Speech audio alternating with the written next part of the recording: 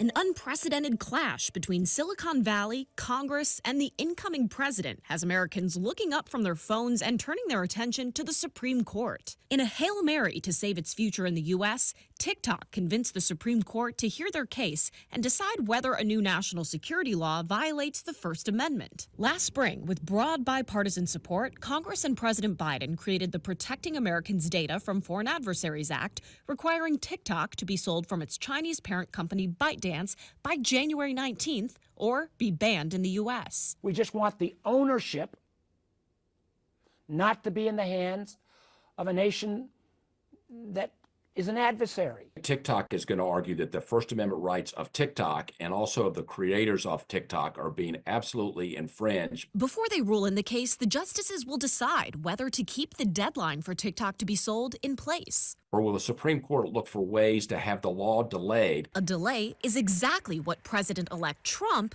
is asking from the court. In an amicus brief filed just before the new year, his counsel writes the January 19th deadline is unfortunately timed to bind the hands of the incoming Trump administration on a significant issue of national security and foreign policy.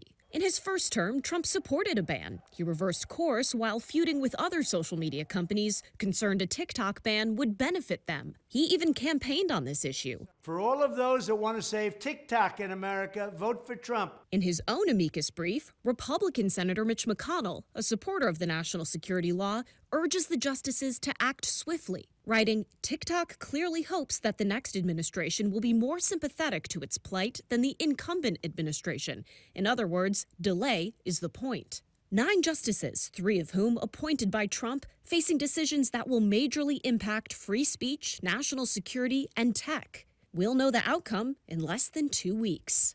In Washington, I'm Atra Al-Nashar reporting.